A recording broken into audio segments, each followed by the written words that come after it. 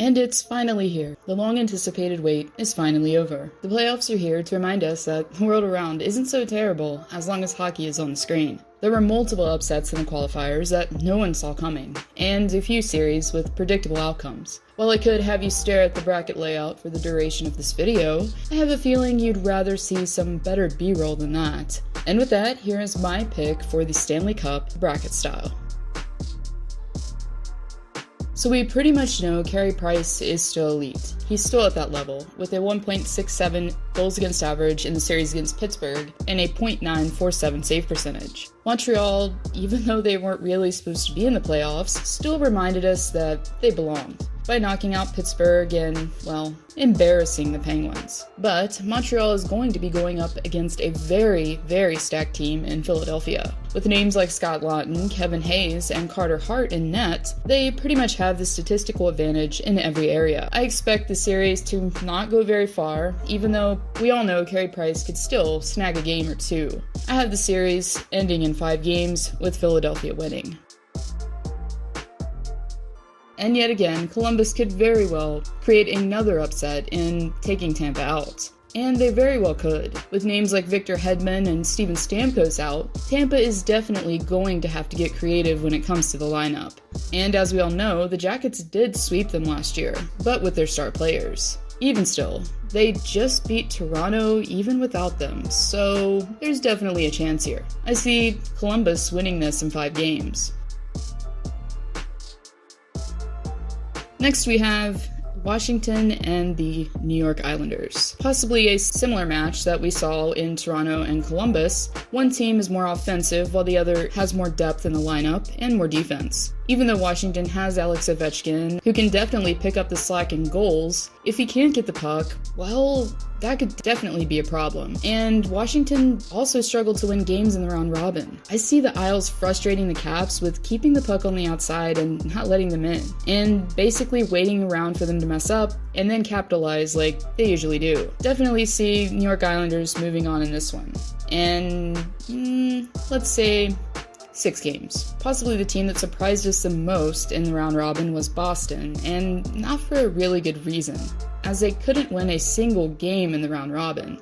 Bergeron was the only one contributing from the first line on the scoreboard with a single point in 3 games, as Pastrnak and Marchand went scoreless. Wagner on the 4th line tied for the most points with McAvoy, which is pretty startling. Carolina is going to have Dougie Hamilton back, most likely, who's been practicing with the team. Aho had 8 points in the qualifiers, and Svechnikov 5 in 3 games, and things seem to be clicking for them. They also have a pretty good 1-2 punch in net with Mrazek and Reimer. I'm really looking forward to this series in particular, as there was a great rivalry born last year, as they met in the Eastern Conference Finals. Even still, I see a different outcome in this series, as I'm looking for Carolina to finish the Bruins off in 7 games.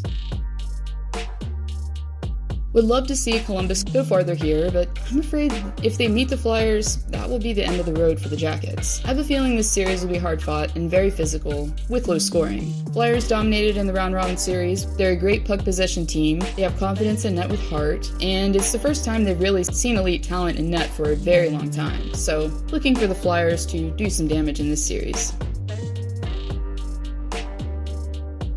Both very structurally sound teams, depth-scoring teams, puck possession teams, as the Islanders proved with Pittsburgh last postseason, and Carolina with Toronto that they can definitely hold on to the puck when need be. Studs like Anthony Beauvillier and Devon Toews led the way for the Isles in the qualifiers, and they have guys that can score just like Carolina. But I'm going to have to go with the Canes here, as they seem like they're a better all-around team.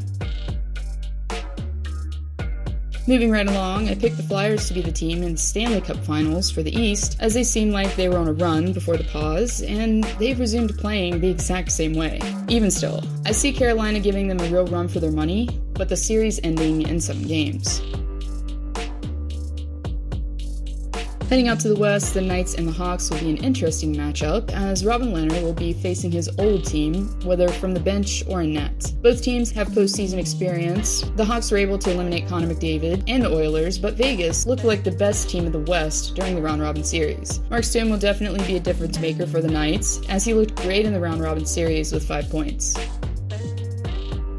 Probably the easiest of all series to predict, the better team here is definitely the Avalanche in every area, and will definitely outplay the Oats. Kemper could stand on his head, possibly, and extend the series a game or two, but I don't see it going 7 games for sure.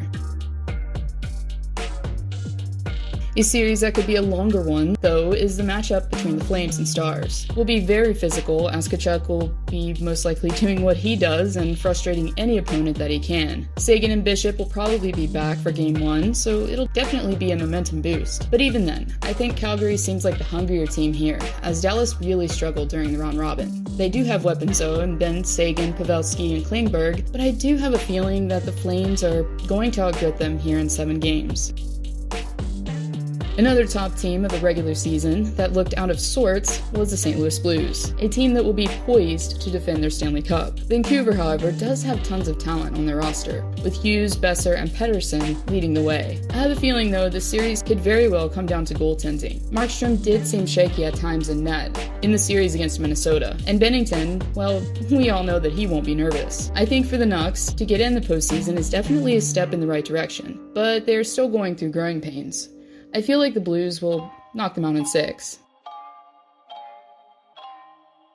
And this leaves us with the Knights and Flames in the semis, which will be a very fun series to watch. Reeves going up against Lucic and Tkachuk could spark a new rivalry being born here. Vegas, being the better team in every area except the penalty kill, will definitely dominate in the series. Fleury would outplay Talbot in net, but I see the series being a long one for sure. Next we have the Avs and the Blues, both very good teams with talent in all positions. And while the Blues are better in almost every area on paper statistically, I have a feeling that this young group that Colorado has is going to dominate this postseason, even up against the defending champs, and knock them out. Final 2 Western matchups here are the 2 top teams of the round robin.